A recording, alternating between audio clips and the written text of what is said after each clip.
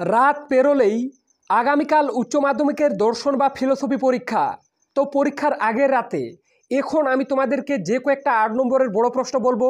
তোমার যদি প্রত্যেকটা প্রশ্ন এই প্রশ্নগুলা থেকে রেডি থাকে তাহলে একদম তুমি কালকে নিশ্চিন্ত হয়ে পরীক্ষা দিতে যাও।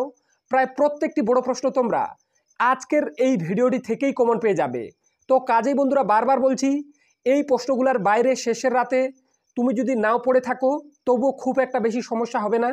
প্রত্যেকটি বড় প্রশ্ন তোমরা আমি আশা রাখছি এই প্রশ্নগুলোর মধ্যেই কমন পেয়ে যাবে। তো চলো দেখে নেওয়া যাক অতি গুরুত্বপূর্ণ বড় প্রশ্নগুলি। তো আগামীকাল দর্শন প্রশ্নপত্রে তোমাদের 3-এর দাগে 8 নম্বরের বড় প্রশ্নগুলি দেওয়া থাকবে। তো কালকের প্রশ্নপত্রে 3-এর দাগে তোমাদের কি বলা থাকবে দেখে নাও। নিম্নলিখিত প্রশ্নগুলির উত্তর দাও, বিকল্প প্রশ্নগুলি লক্ষণীয়। অর্থাৎ 3-এর দাগে তোমাদের 8 নম্বরের 5টি প্রশ্নের উত্তর করতে হবে। প্রত্যেকটি প্রশ্নের মান 8 করে, টোটাল 40 নম্বর। তো দেখে নাও প্রথমে কোয়ের দাগে।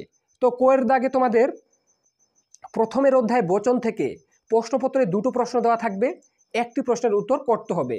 তো তোমরা যারা সারা বছরও দর্শনের লজিক পার্ট তেমন একটা বুঝে উঠতে পারোনি আর পরীক্ষার আগের রাতে দর্শনের প্রথম অধ্যায় বচন থেকে কয়েকটা প্রশ্ন পড়ে কমন পেতে চাও, তারা খুবই গুরুত্ব দিয়ে দেখে যাবে। নিরপেক্ষ বচন বলতে কী বোঝো, উদাহরণসহ নিরপেক্ষ ও সাপেক্ষ বচনের পার্থক্য দেখাও, বচনের সংযোজকের কাজ কী। খুবই গুরুত্বপূর্ণ প্রশ্ন, একটাও বাদ দেবে না। এছাড়া পড়ে রাখবে বচন বলতে কী বোঝো, উদাহরণসহ বাক্য ও বচনের মধ্যে পার্থক্য লেখো। নিরপেক্ষ বচনের গুণ ও পরিমাণ বলতে কী বোঝো, গুণ ও পরিমাণ অনুসারে বচনের শ্রেণীবিভাগ করো। তো কোয়ের দাগ থেকে তোমাদের বচন অধ্যায়ের এই কয়েকটা প্রশ্ন যদি রেডি করে যেতে পারো তাহলে আমার মনে হয় এই কয়েকটা প্রশ্নের মধ্যে তুমি কালকে একটা প্রশ্ন 100% কমন পেয়ে যাবে। তুমি যদি সারা বছরও দর্শনের লজিক পার্ট তেমন নাও বুঝে থাকো তারপরেও বলছি পরীক্ষার আগের রাতে এই কয়েকটা প্রশ্ন একটু গুরুত্ব দিয়ে দেখে যাও। বারবার বলছি কালকে পরীক্ষার পর মিলিয়েও দেখাবো যে এই কয়েকটা প্রশ্নের মধ্যেই তুমি কিন্তু প্রশ্ন কমন পেয়ে গেছো। আর যারা সারা বছর লজিক পার্ট করবে ভাবছো তারা এখান থেকে ভালোভাবে দেখে যাবে ব্যপ্য অব্যপ্য। প্রথমে তোমাদেরকে বচন করতে হবে, তারপর কোন পদ ব্যপ্য, কোন পদ অব্যপ্য, সেটাই কিন্তু এবছর আসার চান্স বেশি। তাই তোমরা যারা লজিক করবে তারা ব্যপ্য অব্যপ্য বচন থেকে ভালোভাবে দেখে রাখবে। এরপরে দেখে নেব ক্ষয়ের দাগে। তো কালকের প্রশ্নপত্রে তোমাদের ক্ষয়ের দাগে অমাধ্যম অনুমান থেকে প্রশ্ন থাকবে। তো অমাধ্যম অনুমান থেকেও 2টো প্রশ্ন দেওয়া থাকবে, একটি প্রশ্নের উত্তর করতে হবে। তো তোমরা যারা লজিক করবে না ভাবছো তারা এখান থেকে শেষের রাতে ভালোভাবে পড়ে যাবে অমাধ্যম অনুমান কি, দৃষ্টান্ত সহকারে মাধ্যম ও অমাধ্যম অনুমানের মধ্যে পার্থক্য ব্যাখ্যা করো, নিষেধমূলক আবর্তন বলতে কী বোঝো, এই আবর্তন কি বৈধ। খুবই গুরুত্বপূর্ণ প্রশ্ন, অমাধ্যম অনুমান থেকে এই পার্টটা থেকেই আসার চান্স বেশি প্রশ্ন এবছরে, ভালোভাবে পড়ে রাখবে। এছাড়াও আবর্তন কাকে বলে, এ বচনের সরল আবর্তন সম্ভব নয় কেন, ও বচনের আবর্তন সম্ভব নয় কেন, বিবর্তন কাকে বলে, দৃষ্টান্ত সহ বিবর্তনের নিয়মগুলি ব্যাখ্যা করো, বস্তুগত বিবর্তনকে কি প্রকৃত বিবর্তন বলা চলে। তো অমাধ্যম অনুমান থেকে তোমার যদি এই কয়েকটা প্রশ্ন রেডি থাকে তুমি 100% একটা প্রশ্ন কমন পেয়ে যাবে বলে আমি মনে করি। তাই বন্ধুরা পরীক্ষার আগের রাতে এই কয়েকটা প্রশ্ন ভালোভাবে রেডি করে যাও। আমি অন্যান্য চ্যানেলের মতো বছরের শুরুতে একটা সাজেশন, টেস্টের আগে একটা সাজেশন, টেস্টের পরে একটা সাজেশন এবং উচ্চ মাধ্যমিকের আগের রাতে একটা সাজেশন দিয়ে তোমাদেরকে বিভ্রান্তিতে ফেলতে চাই না। আমি বছরের প্রথম থেকে এভাবেই একটাই সাজেশন বারবার দিয়ে এসেছি। আর এই প্রশ্নগুলোই কালকের পরীক্ষার জন্য গুরুত্বপূর্ণ। তাই বন্ধুরা তোমরা যারা এইরকম ভিডিওগুলির মাধ্যমে একটু হলেও উপকৃত হয়ে থাকো তারা অবশ্যই চ্যানেলটি সাবস্ক্রাইব করে পাশে থাকা বেল আইকনটি প্রেস করে রাখো যাতে শেষের রাতে তোমার কোনো ভিডিও মিস না হয়ে যায় আর এই প্রশ্নগুলো দেখে তুমি উচ্চ মাধ্যমিকে ভালো রেজাল্ট করতে পারো। তাই বারবার বলছি অমাধ্যম অনুমান থেকে এই কয়েকটা প্রশ্ন রেডি করে যাও, তুমি কালকে একটা প্রশ্ন 100% কমন পেয়ে যাবে। আর যারা সারা বছর লজিক প্র্যাকটিস করেছো বা লজিক করবে ভাবছো তারা এখান থেকে ভালোভাবে দেখে যাবে আবর্তন ও বিবর্তন। প্রশ্নপত্রে দেওয়া থাকতে পারে আবর্তনের বিবর্তন করো বা বিবর্তনের আবর্তন করো, এই পার্টটা তোমরা ভালোভাবে দেখে যাবে যারা লজিক করবে ভাবছো। আর যারা লজিক তেমন একটা বুঝে উঠতে পারোনি সারা বছর তারা শেষের রাতে হলেও এই কয়েকটা প্রশ্ন ভালোভাবে দেখে যাও, তুমি একটা প্রশ্ন 100% কমন পাবে। এখনও বলছি কালকে মিলিয়ে দেখাবো। তাই বন্ধুরা বারবার বলা হচ্ছে কোনো ভিডিও যাতে মিস না হয়ে যায় অবশ্যই তার জন্য চ্যানেলটি সাবস্ক্রাইব করে পাশে থাকা বেল আইকনটি প্রেস করে রাখো। এরপরে গোয়ের দাগে তোমাদের থাকবে কালকে নিরপেক্ষ নে থেকে 2টো টিকা। যারা সারা বছর দর্শনের লজিক পার্ট বুঝে উঠতে পারোনি তারা এই কয়েকটা টিকা যদি দেখে যাও তাহলে তুমি 100% এখান থেকে দুটো টিকা কমন পেয়ে যাবে। তো সবথেকে গুরুত্বপূর্ণ হলো একের দাগে অবৈধ সাধ্য দোষ, 2 নম্বরে অবৈধ পক্ষ দোষ, 3 নম্বরে চারপদ ঘটিত দোষ, 4 নম্বরে নিরপেক্ষ ন্যায় সাধ্য পক্ষ হেতুপদের কাজ, 5 নম্বরে নিরপেক্ষ ন্যায়ের সংস্থান, 6 নম্বরে উভয় আশ্রয় বাক্য নৈর্থকজনিত দোষ। তো নিরপেক্ষ ন্যায় থেকে তোমার যদি এই 6টা টিকা ভালোভাবে রেডি থাকে, তুমি দুটো টিকা 100% কমন পেয়ে যাবে বলে আমি মনে করি। তাই তুমি যদি দর্শনের লজিকও না বুঝে থাকো, তাহলে এই কয়েকটা টিকা শেষের রাতে একটু হলেও দেখে যাও, যাতে কালকে উত্তর করে দিয়ে আসতে পারো।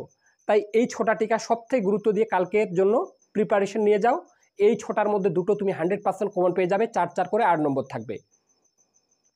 আর যারা লজিক করবে ভাবছো, তারা এখান থেকে ভালোভাবে দেখে যাবে বৈধতা বিচার করো। এরপরে দেখে নেব ঘয়ের দাগে। ঘয়ের দাগে তোমাদের মিলের পরীক্ষামূলক পদ্ধতি।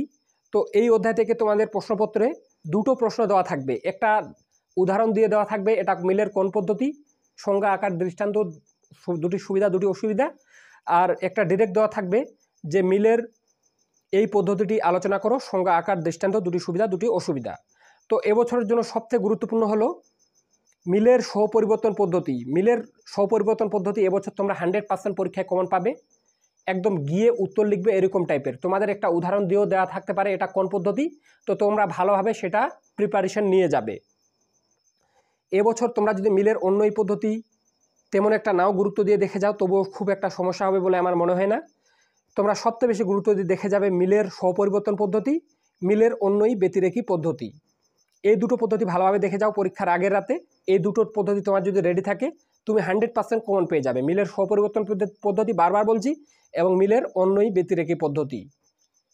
সারা ইউটিউবে তোমাদেরকে এমনভাবে প্রত্যেকটা কনসেপ্ট কেউ বুঝিয়ে বলবে বলে আমার মনে হয় না বন্ধুরা। তাই পরীক্ষার আগের রাতে তোমরা যারা ভিডিওগুলো দেখছো এবং চ্যানেলে নতুন, তারা অবশ্যই চ্যানেলটি সাবস্ক্রাইব করে পাশে থাকা বেল আইকনটি প্রেস করে রাখো। কেননা পরীক্ষার আগের রাতে এখন যে কয়েকটা ভিডিও তোমাদের জন্য আসছে, তুমি যদি প্রত্যেকটি ভালোভাবে রেডি করে যেতে পারো, তোমার পরীক্ষা ভালো হতে বাধ্য। তাই অবশ্যই কোনো ভিডিও যাতে তোমার মিস না হয়ে যায়, তার জন্য চ্যানেলটি সাবস্ক্রাইব করে পাশে থাকা বেল আইকনটি প্রেস করে রাখো। আমি তোমাদের একটা জিনিস বুঝিয়েও বলছি, মিলের অন্যই পদ্ধতি, মিলের অন্যই ব্যতিরেকী এর আগের বার কিন্তু পরীক্ষায় এসে গেছে, তারপরেও কিন্তু এই পদ্ধতিগুলাই গুরুত্বপূর্ণ। তাই সবথেকে গুরুত্ব দিয়ে পড়তে বললাম মিলের স্বপরিবর্তন পদ্ধতি, তারপর মিলের অন্যই ব্যতিরেকী পদ্ধতি। আর এবছর মিলের অন্যই পদ্ধতিটা গুরুত্বপূর্ণ, কিন্তু যদি নাও পড়তে চাও খুব একটা সমস্যা হবে বলে আমার মনে হয় না। এরপরেই দেখে নেব উঁয়ের দাগে।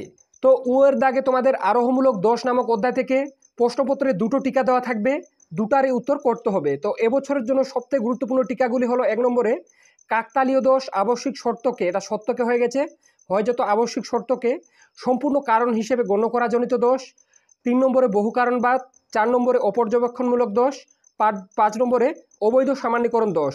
তো আরোহমূলক দোষ থেকে তোমার যদি এই 5টা টিকা রেডি থাকে, তুমি দুটো টিকা 100% কমন পেয়ে যাবে বলে আমার মনে হয়। তুমি যদি দর্শনের লজিক পার্ট নাও বুঝে থাকো, তাহলে এই 5টা টিকা আরোহমূলক 10 থেকে রেডি করে যাও, তুমি দুটো টিকা 100% কমন পেয়ে যাবে। আর যারা লজিক করবে ভাবছো, তারা প্র্যাকটিস করে যাবে, বিচার করো এবং দোষ থাকলে উল্লেখ করো।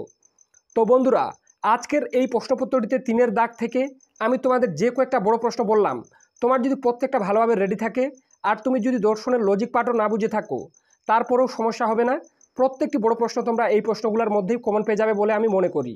তো বন্ধুরা, আজকের ভিডিওটি এ পর্যন্তই। ভিডিওটির মাধ্যমে একটু হলেও উপকৃত হয়ে থাকলে অবশ্যই চ্যানেলটি সাবস্ক্রাইব করে পাশে থাকা বেল আইকনটি প্রেস করে রাখো, যাতে শেষের মুহূর্তে এই গুরুত্বপূর্ণ ভিডিওগুলি যেগুলো আসবে চ্যানেলে তোমার মিস না হয়ে যায়, আর তুমি সেই ভিডিওগুলো দেখে ভালো রেজাল্ট করতে পারো। তো দেখা হবে নেক্সট কোনো ভিডিওতে।